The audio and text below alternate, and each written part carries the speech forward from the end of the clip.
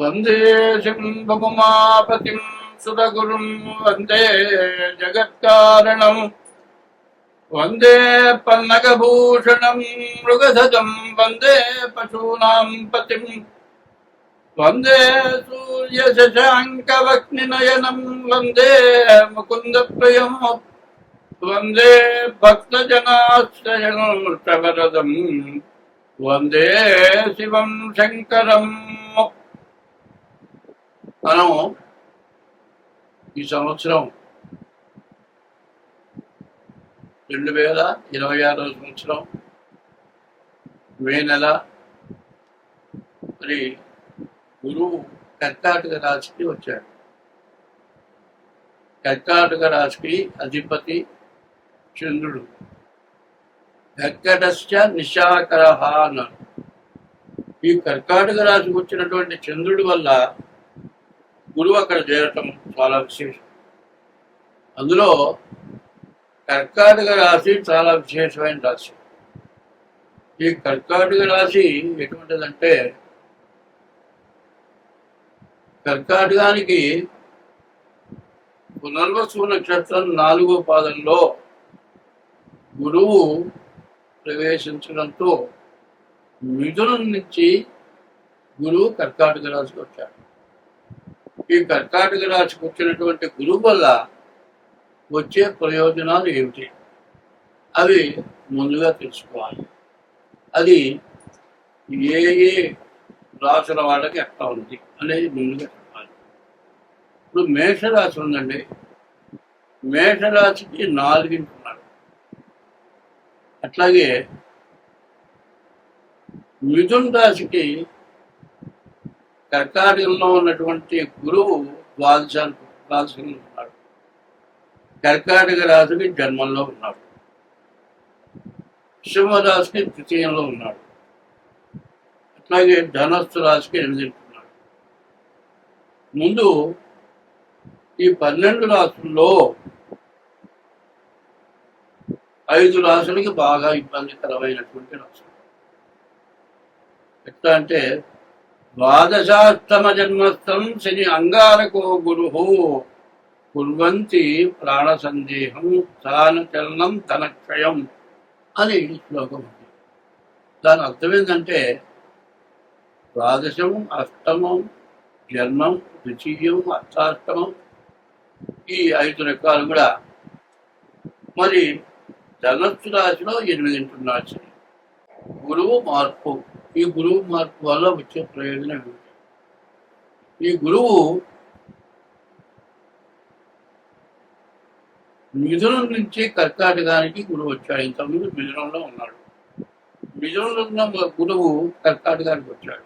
అయితే ఈ 12 రాశుల్లో ఏ ఏ రాశులకి గురువు కాగలడు అనేది తెలుసుకోవాలి. ఇది ఎట్లా తెలియాలి? దీనికి ఒక శ్లోకం ఉంది. ద్వాదశాష్టమ జన్మస్థం శని అంగారకో గురు కుర్వంతి ప్రాణ సందేహం స్థాన చలనం ధనక్షయం. అంటే బతకడం చాలా కష్టంగా ఉంటుంది. స్థాన చలనం, ఉన్న చోటు నుంచి బయటికి మారి వెళ్ళిపోవాలి. ధనక్షయం, విపరీతమైన డబ్బు ఖర్చు అవుతుంది. ఇది ఎందుకు జరుగుతుందనే తెలియాలి. కుజుడు కానీ, గురువు కానీ, శని కానీ, ఈ 3 గ్రహాల్లో ఏ గ్రహమైనా సరే 8, 4, 12, 1, 2 స్థానాల్లో గురువు కానీ, శని కానీ, కుజుడు కానీ, 3 గ్రహాల్లో ఏ గ్రహం ఉన్నా ఇట్లాంటి సమస్య వస్తుంది. అయితే ఇప్పుడు గురువుని గురించి చెప్పుకోవాలి. గురువు ధనస్సు రాశికి 8 ఉన్నాడు. అదే గురువు మేషరాశికి 4 ఉన్నాడు. అట్లాగే మిథున రాశికి జన్మంలో ఉన్నాడు. మిథున రాశికి ద్వాదశంలో ఉన్నాడు. కర్కాటక రాశికి జన్మంలో ఉన్నాడు. సింహరాశికి తృతీయంలో ఉన్నాడు. దీనివల్ల వచ్చే నష్టం ఏమిటనేది బాగా తెలుసుకోవాలి. ఎప్పుడు కూడా ప్రతి వ్యక్తికి కూడా గ్రహము అంటే అనుగ్రహం ఉంటే మన మీద ప్రేమ చూపించడం. గ్రహం అంటే అదేదో గ్రహం పట్టిందిరా అంటాడు. గ్రహం పట్టడం కాదు, అనుగ్రహం, ఆగ్రహం, గ్రహం. 3 రకాలు ఉన్నాయి. ఆగ్రహం అంటే కోపం, అనుగ్రహం అంటే ప్రేమ. గ్రహము అంటే ఒక్కోడు అంటాడు తనకే పని కాకపోతే నాకేదో గ్రహం పట్టిందిరా అంటాడు. గ్రహం నిన్ను పట్టడం లేదు, నువ్వే గ్రహాన్ని పడుతున్నావు. ఎట్లా అంటే నువ్వు చేసిన పాపం వల్ల ఆ గ్రహాలు వేస్తాయి. గురువు అనేటువంటి గ్రహం ఎవరు?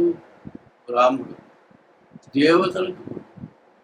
మరి ఆ గురువు నవగ్రహాల్లో కూడా గురువు ఉన్నాడు. ఆ గురువు ఎప్పుడు మంచివాడే. బ్రాహ్మణ జాతివాడు గురువు. ఆ బ్రాహ్మణ జాతి గురువు ఎట్లా ఉంటాడు? బ్రాహ్మణుడు యొక్క స్వభావం ఎట్లా ఉంటుంది? ఒక దెబ్బ పెళ్ళం దవడ బయలెట్టు కుట్టాడు అనుకుంటే ఎవడన్నా తిరిగి కొడదాం అనుకోడు. వాడు చేసిన పాపం వాడి కర్మ వాడు అనుభవిస్తాడంటాడు. వాడు నన్ను కొట్టినందుకు వాడి కర్మ వాడు అనుభవిస్తాడంటాడు. అటువంటి గురువు ఇబ్బంది పెడుతున్నాడు అంటే దానికి అర్థం ఏంటి? నీవు చేసిన పాపం వల్ల నువ్వు అనుభవిస్తావు. బ్రాహ్మణుడు ఏమంటాడు? తిట్టాడు అనుకో, తిట్టితే మళ్ళీ తిరిగి తిట్టడు. ఏమంటాడు? వాడి కర్మ వాడు అనుభవిస్తాడు, అంతే అనేది. అది ఎందుకు జరుగుతుంది? నువ్వు ఏదైనా పాపం చేస్తేనే ఇటువంటి సమస్యలు ఎక్కువగా వస్తాయి. ఎప్పుడు కూడా మానవుడు ఎప్పుడు కూడా పుణ్యం చేయకపోతే మన పాపం మాత్రం చేయదు. ఈ పాపం వల్ల రకరకాలైన బాధలు ఉన్నాయి. ఈ బాధలు వచ్చే గ్రహాలు ఇప్పుడు రాసులు ఏమేమిటో ముందు ప్రత్యేకించి చెప్తాను. ఇందాక కూడా చెప్పాను. ధనస్సు రాశి, మేషరాశి, మిథున రాశి, కర్కాటక రాశి, సింహరాశి. ఈ రాశుల్లో బాగా ఇబ్బందులు వస్తున్నాయి. ఎట్లా ఇబ్బందులు వస్తాయి? బతకడం చాలా కష్టం అవుతుంది. చేసే వృత్తిలో ఆదాయం ఉండదు. మరి తను ఎక్కడికి పోయినా ఏ పని చేసినా నష్టమే ఉంటుంది. మరి బతకడానికి మార్గం ఉండదు. ఎక్కడికి పోయినా విరోధం, శత్రుత్వం. మంచి మాట మాట్లాడితే ఎట్లా ఉంటుందంటే, కోడున్నాడు ఇంటికి వెళ్ళాడు, అరే మీ నాన్న ఉన్నాడురా అన్నాడు. మా నాన్న వంట చేస్తున్నాడు అన్నాడు. మరి మీ అమ్మ ఏం చేస్తుంది అంటే గడ్డం చేసుకుంటుంది అన్నాడు. అమ్మకి అర్థం చేసుకోవటం ఏంటి, నాన్న వంట చేయటం ఏంటి అంటే, వాడు అమ్మని నాన్నని పిలుస్తాడు, నాన్నని అమ్మ అని పిలుస్తాడు. వీడికేమవుతుంది? వైరంగా ఉంది. నన్ను చూస్తే ఎగతాడుగా ఉండేలా, అమ్మకి అర్థం చేసుకోవటం ఏంది, నాన్న వంట చేయటం ఏంది అని వాడిని అనవసరంగా దెబ్బ కొట్టాడు. వాడు చిన్నపిల్లవాడు, వాడు అలవాటు అది. అమ్మని నాన్న అనిపిస్తాడు, నాన్నని అమ్మ అనిపిస్తాడు. మరి దానికి ఇన్ని కోపం రావడం తప్పు కదా. ఇప్పుడు కూడా కోపం అనేది చాలా జాగ్రత్తగా ఉండాలి. తన కోపమే తన శత్రువు, తన శాంతమే తనకు రక్ష, దయ చుట్టంబవు, తన సంతోషమే స్వర్గము, తన దుఃఖమే నరకమండు తథ్యము సుమతి అని సుమతి శతకంలో ప్రకటించాడు. కాబట్టి ఈ రాసుల వాళ్ళు, నేను చెప్పబోయే రాసుల వాళ్ళు, గురువు బాగాలేడు వాళ్ళకి. ఈ గురువు బాగుండకపోతే కష్టాలు, నష్టాలు, బతుకులు లేకపోవటం, ఏమి తోచకపోవటం, చాలా సమస్యలు రావటం, ఇట్లాంటివి బాగా విపరీతంగా వస్తాయి. అది ముఖ్యంగా చెప్పబోయేది. ఎందుకంటే నువ్వు ఎప్పుడు ఏ పాపం చేసినా ఆ పాపానికి కర్మను అనుభవించాల్సిందే, తప్పదు. ఇప్పుడు ఏమీ లేదు, ఎవరికైనా అన్నం పెడితే తప్పు లేదు, అన్నం తీస్తే తప్పు. ఇప్పుడు బంతిలో సమారాధన చేస్తున్నారు, అయ్యప్పలైతే భోజనం పెడుతున్నారు. ఇప్పుడు అన్నం లేని వాడు వచ్చాడు కూర్చున్నాడు, అయ్యప్పలకి పెడుతున్నాను నువ్వెవరు తప్పు అని బయటికి లాగేస్తే, తినే అన్నం తీసేస్తే అది మహాపాపం. ఇట్లాంటి పాపాలు చాలా ఉన్నాయి. జీవరాశులు ఉన్నాయండి. పులి మేక ఉంది. పులి మేకను తింటుంది. ఆ మేక ఏం చేస్తుంది? ఒక బిడ్డని కని మేక చచ్చిపోయింది. పులి మేకను తినే స్వభావం కదా. చిన్న పిల్ల అప్పుడప్పుడు తల్లి గర్భంలో నుంచి బయటపడుతుంది. ఆ పులి ఏం చేస్తుంది? ఈ మేకను కూడా తీసుకోనండి తన పిల్లలతో కలిపించుతుంది. ఎటువంటి స్నేహితం ఉంటుంది? దాన్ని తినాలి అనేటువంటి స్వభావం రాదు. చూడండి, కొన్ని చోట్ల మీరు యూట్యూబ్లో తీస్తూ ఉంటారు, పిల్లి కుక్క కలిసి జీవిస్తూ ఉంటాయి, మాము ముంగీస కలిసి జీవిస్తూ ఉంటాయి, పుల్లి మేక కలిసి జీవిస్తూ ఉంటాయి. ఏమిటంటే మరి నోరు లేని జీవరాశం. ఆ నోరు లేని జీవరాశంకి ఎటువంటి ప్రేమ ఉంటుందో ఉదాహరణ చెప్తుంది. ఒకప్పుడు ఒక బోయవాడు చిలకని బాణం వేయిపోయినాడు, గురి పెట్టాడు. ఈ గురి పెట్టినప్పుడు ఏమైంది, ఒక పాము వచ్చి వాడి కాలుని కాకేసింది. బాణం వదిలేటప్పుడు గురి తప్పింది, చిలుక తప్పించుకుంది. చీమ చూసి చాలా సంతోషపడ్డది.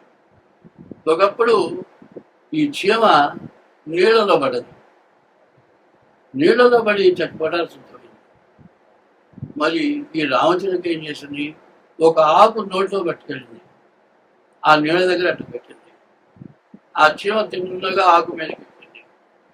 మరి ఆ ఆకు మీద ఎక్కగానే ఆ రామచిలక తీసుకొని వచ్చేసి పక్కన పెట్టింది. అప్పుడు అవి చాలా సంతోషపడ్డాయి. ఇట్లా మరి మానవుల కంటే పశుపక్షాదులకి ప్రేమతత్వం ఎక్కువగా ఉంది. ఎప్పుడు కూడా నోరున్న వాళ్ళకంటే నోరు లేని వాళ్ళకి పెట్టడం. నోరు లేకపోవటం అంటే మాట్లాడటం తెలియదు. ఒక కుక్క వస్తుంది, వాకి ముందు నుంచుంటుంది, అన్నం పెట్టమని అడగడం తెలియదుగా, అడుగుంటే బహు అని మనం తెలుసుకొని దానికి అన్నం పెడితే మన వాకిటి ముందు కాపలగా. అదే 3 రోజులు మనం అన్నం పెట్టాం అనుకోండి, అది వారంలో నువ్వు అన్నం పెట్టకపోయినా అంటే మనం బాకీ పడకూడదు అనేటువంటి మనస్తత్వం. ఇప్పుడు మనం ఏం చేస్తున్నాం, ఒక ఓనర్ ఉన్నాడండి, ఇదే యూట్యూబ్ అనుకున్నాం. ఓనర్ దగ్గర వర్కర్ ఉంటాడు, వర్కర్ని 1 నెల రోజులు పని చేయించుకుంటాడు. 1 నెల రోజులు పని అయిన తర్వాత నెల జీతం ముందుగా ఇచ్చి వీడు వెళ్ళిపోతాడేమని ఇంకా 2 నెలల దాకా ఆపుతాడు. 2 నెలలు ఆపి 2 నెలల తర్వాత జీతం ఇస్తాడు. 2 నెలల తర్వాత జీతం ఇస్తాడు, నెల జీతమే ఇస్తాడు, 2 నెలల జీతం. సరే ఎట్లా ఉంటాయి, నెల జీతం ఇచ్చాడు, ఎట్లా ఉంటాం, బతుకుదామలే అని వాడు అనుకుంటాడు. ఇంకో నెల వచ్చేప్పుడు ఇంకో 15 రోజులు జీతం ఆపుతాడు. అట్లా ఆపి ఒక 6 నెలల జీతం ఆపుతాడు. వీడు బతకలేకపోతాడు, వీడు వెళ్ళిపోతాడు. అయితే వాడు అనుకుంటాడు, నేను వీడిని గ్రిప్లో పెట్టాను, వాడు నా దగ్గరే పడి ఉంటాడని వాడు అనుకుంటాడు. వీడేం చేస్తాడు, కడుపులో మనకి వీడు వెళ్ళిపోతాడు. వీడు వెళ్ళినా ఇంకోటి వస్తాడు, ఇంకోటి కూడా ఇట్లాగే ఇబ్బంది పెట్టాడు. చివరికి ఏమవుతుంది, ప్రతివాడు కూడా ఏం చేస్తాడు, ఈ ఓనర్ ఇట్లా ఇబ్బంది పెడతాడయా, కాబట్టి అందరూ ఒకరికొకరు చెప్పుకునేప్పటికీ ఆ ఓనర్ దగ్గర ఎవ్వడు వర్కర్. ఎప్పుడు కూడా అవినాభావ సంబంధం ఎట్లా ఉండాలంటే ఒకరి గురించి ఒకరు. ఇప్పుడు పని చేసేవాడు లేకపోతే ఓనర్ బతకలేడు, మరి పని చేసేవాడు బతకడానికి మార్గం చూపిస్తే ఓనర్ బతకగలుగుతాడు. ఇది అవినాభావ సంబంధం. అది ఎప్పుడు కూడా మంచి అనేది ఉండాలి. ఇవాళ చివరికి ఏమవుతుంది, ఉండి చివరికి 2 నెలలు 3 నెలలు 4 నెలలు జీతం ఆపేపటికి, జీతం ఇస్తావా దాన్ని గట్టిగా అయ్యేపటికి ఉంటే ఉండిపోతే పోతాడు. ఈ 3 నెలల జీతం 4 నెలల జీతం కొట్టి తను సంతోషపడతాడు, వీడు ఏడుస్తూ వెళ్తాడు. ఈ ఏడుపు వారిని తప్పనిసరిగా. కాబట్టి ఎవరైనా సరే మంచి అనేది చాలా అవసరం. మరి మంచి ఎప్పుడు కూడా తల్లి ఎటువంటిది, నవగ్రహాల్లో ఒకటే ఇచ్చాడు, సూర్యుడు తండ్రి, చంద్రుడు తల్లి. సూర్యుడు సంరక్షకుడు, అన్ని తెచ్చిపోస్తాడు, తల్లి అన్నం పెడతాడు. మరి సూర్యుడు తండ్రిలాగా ఓనర్ ఉండాలి, మరి భర్తలు తల్లిలాగా ఉండాలి. అంటే భర్తతో భార్య ఎంత జాగ్రత్తగా ఉంటుందో ఆ విధంగా భర్తలు ఉండాలి. ఇది అవినాభావ సంబంధం చాలా ముఖ్యమైనది. ఈ అవినాభావ సంబంధంలో మనం ఎక్కడ ఏ తప్పు చేసినా గ్రహాలు అనేవి శిక్షించడం తప్పదు అనేది బాగా తెలుసుకోవాలి. కాబట్టి ఇప్పుడు ముఖ్యంగా చెప్పబోతుంది ఏంటంటే, మిథునం నుంచి కర్కాటకానికి పొదుగు వచ్చాం. ఇంతకుముందు మిథునంలో ఉన్నాడు. మిథునం ఇప్పుడు కర్కాటకానికి వచ్చాడు. ఈ కర్కాటక రాశి ఎటువంటిది దాన్ని చెప్పుకోవాలనుకుంటాను. ఈ కర్కాటక రాశి ఎటువంటిదంటే రామచంద్రమూర్తి కర్కాటక రాశిలో పుట్టాడు. కర్కటస్య నిశాకర. కర్కాటక రాశికి అధిపతి వలయ అంటే చంద్రుడు. ఈ చంద్రుడు ఎటువంటి వాడంటే చల్లని వాడు. ఇవాళ బాగా ఎండ కాసింది. ఇప్పుడు ఎండాకాలం విపరీతమైన ఎండ కాసింది. సరే, చల్లబడంగానే అవుతుంది, ఆ చెట్ట నుంచి చల్లటి నీళ్లు కింద గడ్డి మీద ఉంటాయి. ఆ నీళ్లు పడంగానే అది తొక్కి తిరిగితే మనకున్న రోగాలని పోషకులు అంటారు. అది ఆ చంద్రుడు చల్లదనాన్ని ఇస్తాడు. చంద్రుడు చాలా విశేషమైన వాడు. కర్కటస్య నిశాకర. కర్కాటక రాశికి అధిపతి చంద్రుడు. ఆ కర్కాటక రాశిలోకి గురువు వచ్చాడు అంటే మంచే చేస్తాడనేది మాత్రం బాగా గుర్తుపెట్టుకోవాలి. కర్కాటక రాశికి చంద్రుడు అధిపతి. సింహరాశికి ఎవరు? రవి అధిపతి, సూర్యుడు అధిపతి. ఈ సూర్య చంద్రుడు వృషభ రాశికి 3వ గురువు ఉన్నాడు. 3వ గురువు ఉంటే ఏమీ ఇబ్బంది పెట్టేవాడు కాదు. మిథున రాశికి వచ్చేప్పటికల్లా 12వ గురువు ఉన్నాడు. 12వ మిథున రాశికి గురువు ఉండటం వల్ల ఏమిటంటే బాగా కష్టము, నష్టము, బాగా ఇబ్బంది ఉంటుంది. చాలా ఇబ్బందులు కలుగుతాయి. ఎందుకంటే ప్రత్యేకించి చెప్పేది ఏంటంటే గురువారం ఈ రాశుల వాడు తప్పనిసరిగా నవగ్రహాల గుడిలో ప్రదక్షిణ చేయాలి.